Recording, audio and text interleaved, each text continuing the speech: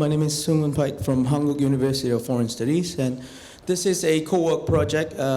It's rather a small part of the project that we're gonna make the presentation for today. And I'm gonna do the first part, and the latter part will gonna be presented by Dr. Lee. And I feel a little bit awkward because I'm doing the pretty much same thing in front of my supervisor, which is not good memories, but like. I will begin my presentations. So I'll just show you just one clear picture that I want to show you for the first slide. So this is kind of like cartoon that was out in Economist in year 2011. When the early period of the Syrian warfare. I mean, when Obama was like stuck in the middle. Of course, Putin just jumped in, and everybody was kind of ridiculed Putin, saying that, okay, shirtless, the hardcore power, the Russia, we're going to come to the Syria like he was going to handle the problem, but all the Western media kind of ridiculed them by saying, no, it will not going to happen. But look at what happened right now.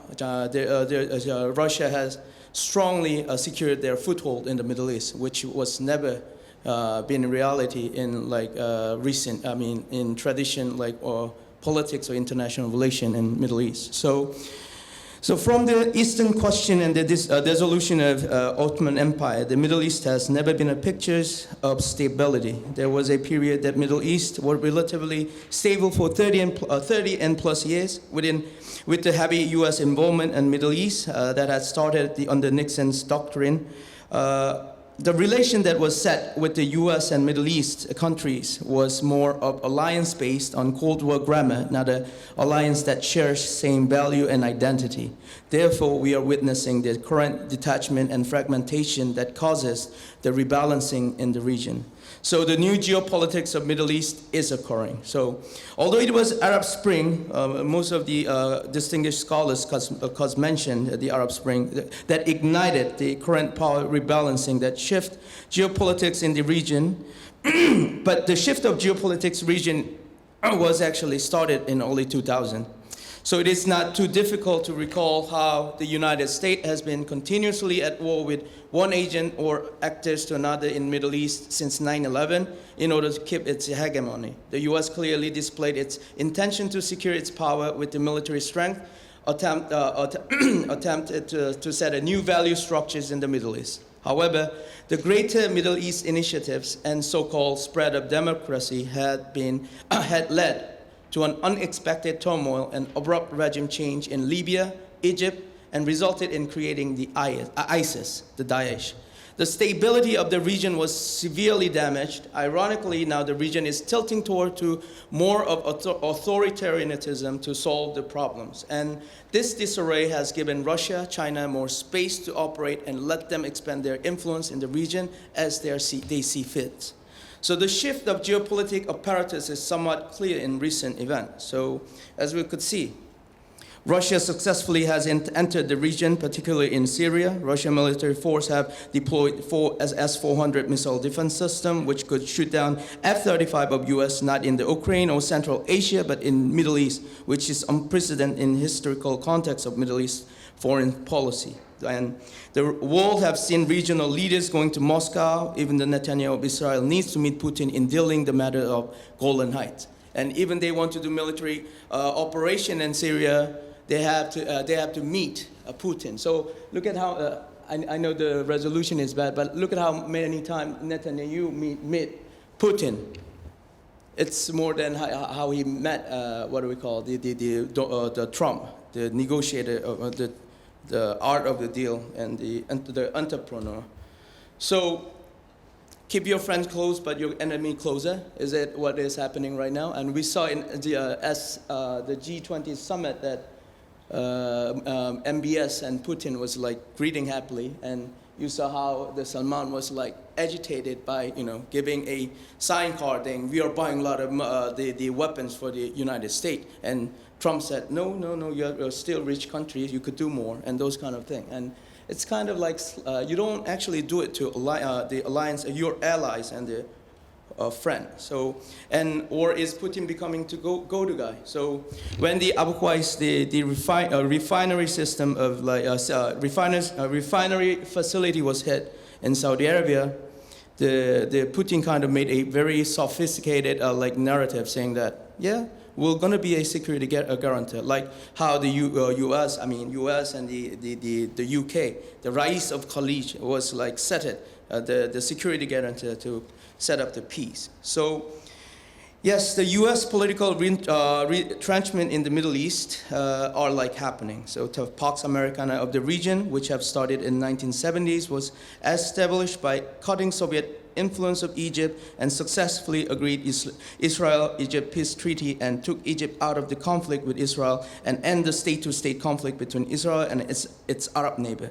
Admittedly, there was a repercussion from Arab countries that brought final blow to pan-Arabism, but the series of events that followed after the Oslo Accords and Israel-Jordan peace treaty, the collapse of Soviet Union at the end of the Cold War, and the eviction of Saddam Hussein army from Kuwait led to a dramatic boost of America's status in the region. And by the 1990s, the United States was the dominant power of the Middle East. But, however, the arc of American influence in the region started to decrease as their plan to create virtuous circle started to fail. Simultaneously establishing the containment of Iran and Iraq, proceed with the Israel-Arab peace process, and which will create virtuous policy circulation that secure the American hegemony in the region.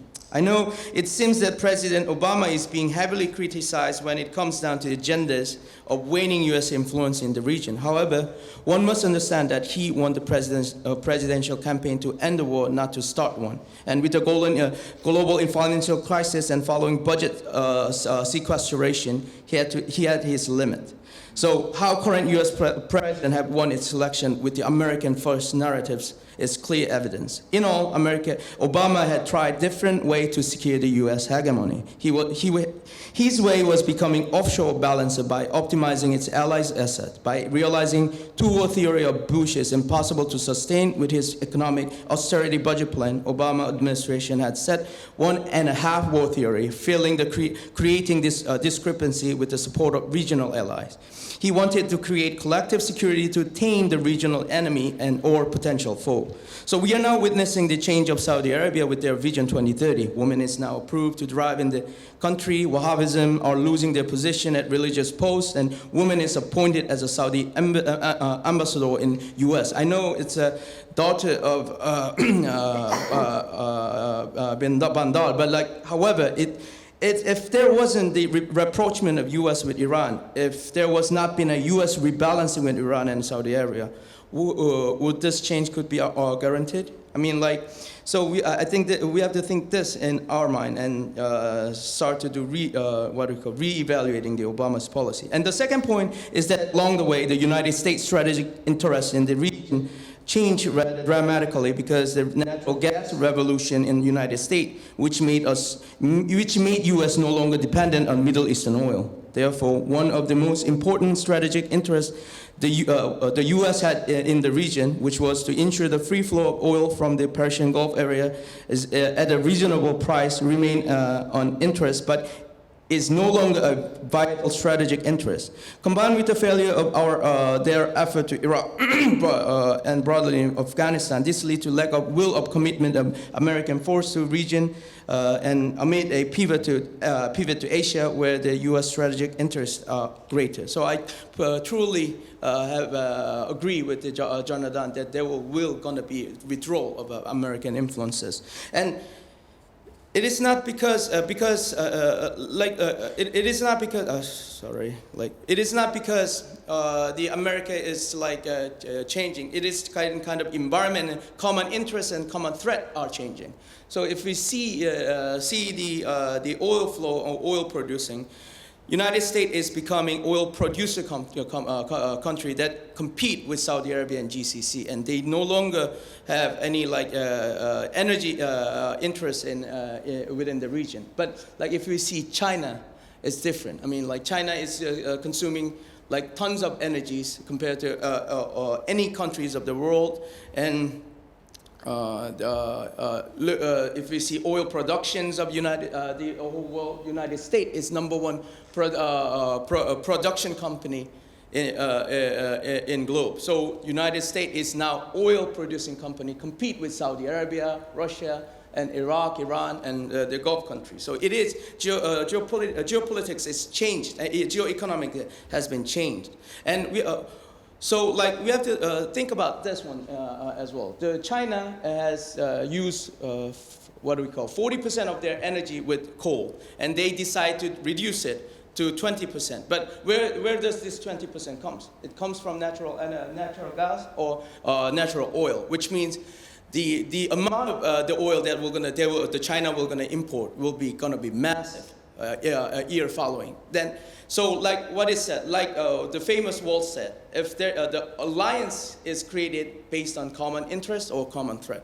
So I know a lot of people kind of ridicule the BRI plan and the One Road Belt initiative, but it is more of like the money talks. So it is more of like needs and demands are kind of creating, and in that sense, even though like America said, America is still a number one and the dominant power in the Middle East, but economically, the United States is losing ground in Gulf countries. And just think about it, like all the Vision 2030 of like Gulf country needs foreign direct investment, but where this direct investment will come? Probably to China. So the Dr. Lee will going to come up. We're going to talk about how the BRI is creating the opportunity and what are the limits of it. Thank you so much. My name is Changju Lee. I am the lecturer of the Department of Political Science and Diplomacy in Azhou University. And I got my PhD at Fudan University in Shanghai, China. But I'm originally from Republic of Korea. And as a researcher, I worked at the Korea Maritime Institute branch office, which is located in Shanghai, in 2013. I usually translate the Chinese reports and materials into Korean language. I support the researcher to arrange a meeting with Chinese officials and experts and help them interpret their languages. In 2013, the concept of BRI, I mean the One Belt, One Road, was not well shaped, and it's too ambiguous to make a research report. So I tried to gather some information and materials about Belt and Road Initiative, and I met lots of experts about international relations, logistics, economics to understand the meaning of BRI. So to begin with, let's make it clear. BRI includes the Silk Road Economic Belt for the land part and the second 21st century Maritime Silk Road for the naval part. Beijing also pushed ahead international cooperation across 6 main economic corridors encompassing China and Eurasia and Africa countries. 21st century Maritime Silk Road covers South China Sea, Indian Sea, and the Mediterranean, North Sea, and South Pacific, and even the Arctic waters. President Xi emphasized BRI can make economic globalization open and inclusive, balanced, and beneficial to all. The scope of BRI is extending to the world. I quoted this BRI map, Belt and Road Initiative map from The Economist, and below is the map of Polar or Ice Silk Road, which China and Russia jointly in progress of building. This map is showing us about Yamal LNG project and Arctic 2 LNG project. Okay, thank you. Projects surrounding Arctic waters. On the BRI platform, these diverse networks cover the whole world. Important thing is that BRI cannot be circumscribed to a belt and a road, which is a linear connection. It is rather special dynamics that create a free trade network, which is more comprehensive and multidimensional. Ambitiously, China is combining China Manufacturing 2025 on the top of the BRI to construct the Chinese value chain that transform the global geopolitical outlet. At this point, to be more specific on the issue, one should ask a question: is the BRI a Chinese initiative, or is it a national strategy for China? Personally, I believe it is becoming a mixed perception of both. In the frame of BRI, the initiative pursues the absolute gain with the recipient countries to implement the win-win set vis-a-vis. The strategy focused on relative gain to maximize their national interest, which could be simplified at the zero-sum game. China is utilizing the BRI, which could be a strategy or initiative, or both, and accelerate the connectivity on the Eurasia-Africa continent. Connectivity is the core of operation mechanism of BRI. The concept of connectivity in BRI have the important content to explain the relationship between China and the Middle East. Basically, connectivity includes three types of connectivity, which are physical connectivity, institutional connectivity, people-to-people connectivity. In other words, infrastructure construction formed a transnational spatial network. Trade and investment facilitation makes faster and more efficient flows on the physical connectivity network, and cultural exchange makes the network have more content. Chinese government also added policy coordination and financial integration to the connectivity. Chinese government called this as 5 connectivity Wutong, which is the core operation system of BRI. Based on the connectivity, Chinese promote the Belt and Road strategy. And they turned the going abroad policy into the BRI. After the global financial crisis in 2008, Beijing announced the era of new normal. The Chinese government financially supported their domestic construction and energy companies' go abroad policy. BRI, TFTM, Silk Road Fund are prime examples. The discussion of this policy in China has begun in earnest when the leaders of People's Bank of China, the Zhou Xiaochuan, took go abroad policy seriously after the financial crisis in 2008 and 2009. New York Times called this kind of China strategy as Beijing's Marshall Plan. As their national strategy, Chinese government turned the issue of internationalizing RMB into go abroad policy and China manufacturing 2025 and added the new energy security. Based on the framework of BRI, Chinese government completed forming of their own strategy to maximize the national interest. So what is the future plan of the BRI in the Middle East? As shown in the picture, China hammered out the comprehensive strategic partnership with Iran, Saudi Arabia, and Egypt, Algeria. And moreover, China made an agreement of strategic partnership with Israel, Turkey, Jordan, and Iraq, and Yemen, Djibouti, and Morocco. Israel and Jordan and South Arabia, Turkey, Egypt, Iran, and Yemen are already members of AIIB. Noteworthy point here is that Chinese government not only considers Xinjiang as the main outlet of the economic belt to the Middle East, but also tries to connect the region with the 21st century maritime Silk Road. Chinese naval base is already secured their foothold at Djibouti and Pakistan's Gwadar and Karachi port, which is located at the mouth of the Hormuz Strait, will also become a core area for the 21st century maritime Silk Road. As Dr. Beck mentioned, the U.S.'s power vacuum that is creating in the Middle East are naturally filled with Chinese logistic network, which is the BRI, okay, thank you. This rebalancing of power in the Middle East represented by the formation of the multidimensional spatial network. Due to the shale revolution, the U.S. energy dependence on the Middle East had lowered. It means new energy security. Because of the time limit, I passed this page. Yeah. So the Belt and Road strategy and the relationship between China and the Middle East is reflected two Chinese white papers. Well, the first thing is vision and actions on jointly building Silk Road economic belt and the 21st century maritime Silk Road in 2013, and China's Arab policy paper in 2016. In this official paper, Chinese government specify 1+2+3 cooperation pattern with Arab countries. 1+2+3 cooperation patterns means to take energy cooperation as the core, infrastructure construction and trade and investment facilitation as the two wings, and these high-end new tech fields of the nuclear energy space, the satellite, and new energy as the three breakthroughs.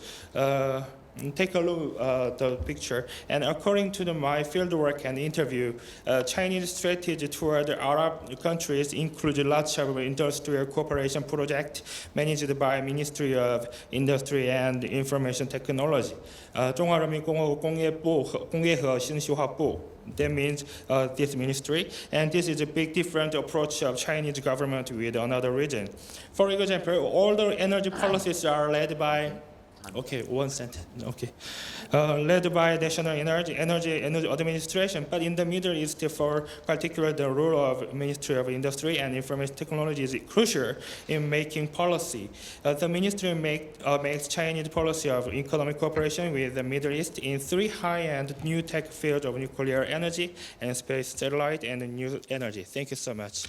Thank you very much.